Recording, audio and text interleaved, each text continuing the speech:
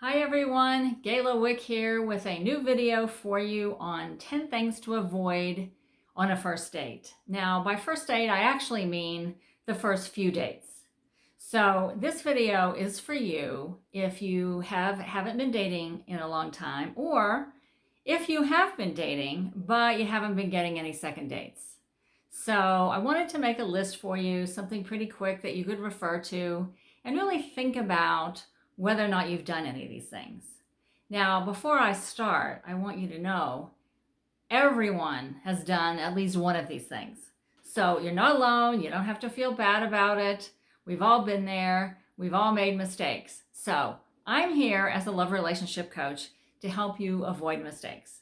So the very first one is thinking that it's a date when it's just coffee.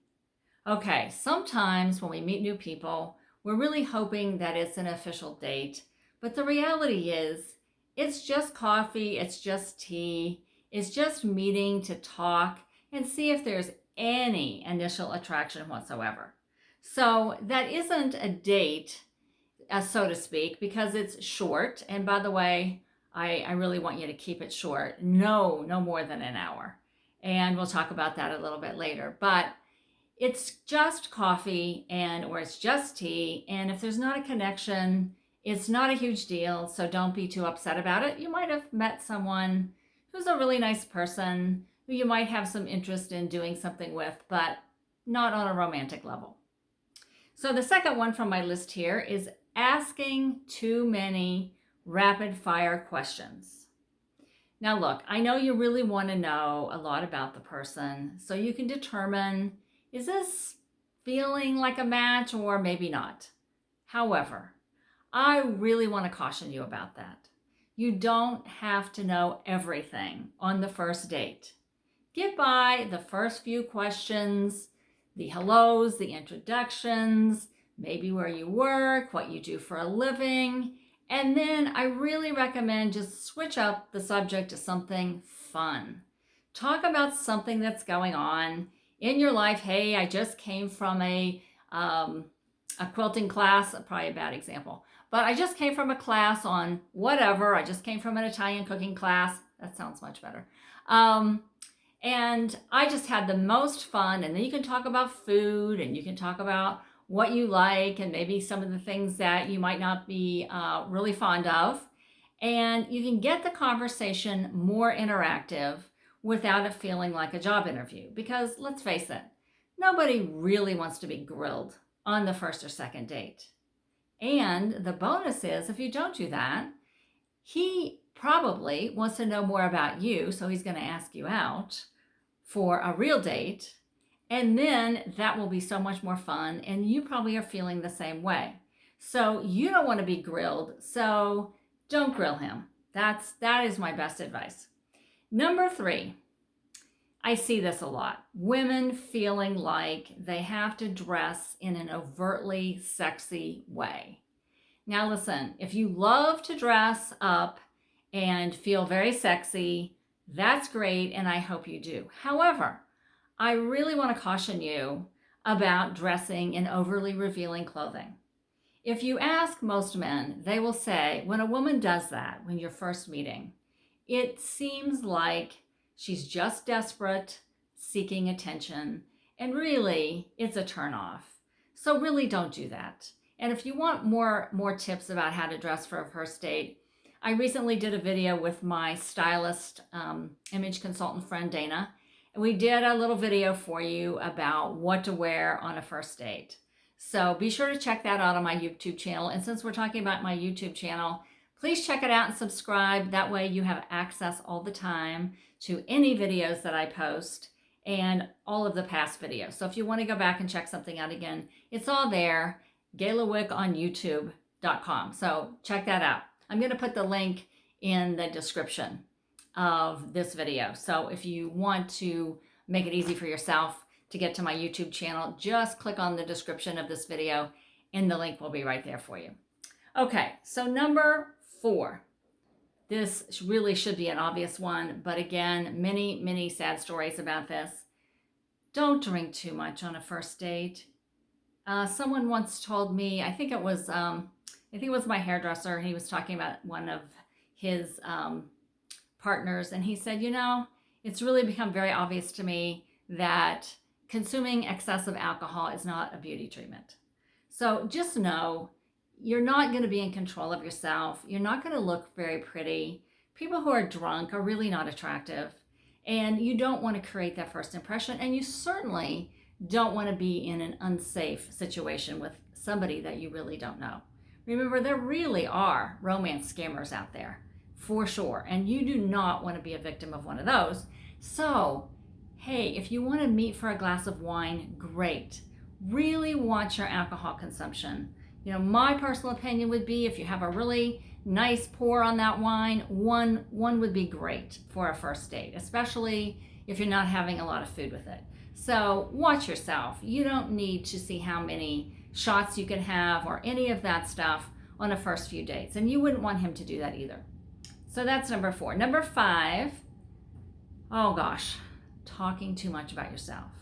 Now, I also want to say that if you're talking too little about yourself, he's not going to be attracted to that either. He wants to know a little bit about you. It's okay to answer questions.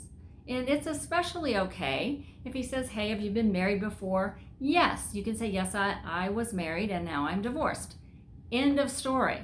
Or you can say, I'm a widow. My husband passed away about 7 years ago, and I just ended a relationship that went on for about 7 months. That's fine. You don't have to get into the nitty-gritty, which leads me to number 6. Don't trash talk your former relationships. When you're in a relationship, a love relationship with a new person, the time will come when you really are sharing from your heart where you've been, what's happened, what went wrong in your former relationship, or maybe why you haven't had one for a long time. You will have time once you're in a relationship to share those things. I really caution you about just sharing everything or oversharing with the first few dates that you have with someone. That can all wait. Nothing's going to change. And also, I suggest that you think a long time about the language that you want to use about those relationships. Number 7, what to avoid: movie dates.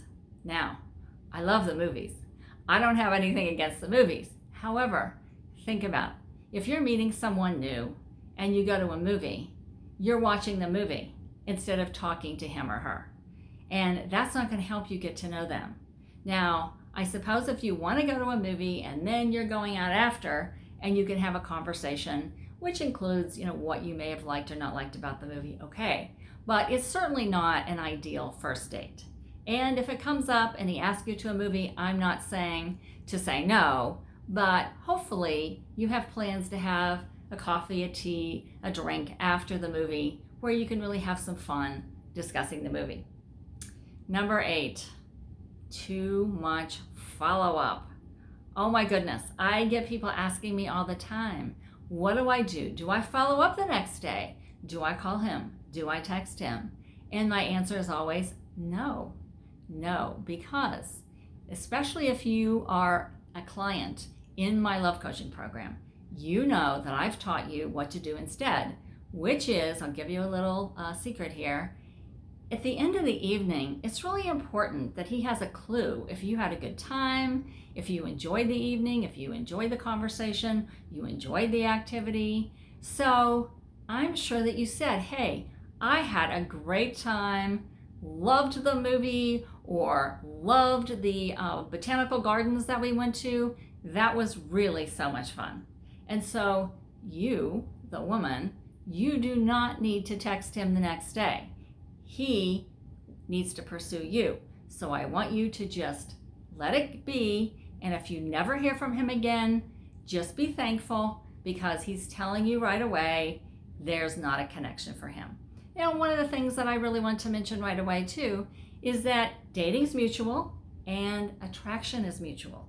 So you may be smitten and it happens and it doesn't feel very good, but he may not be.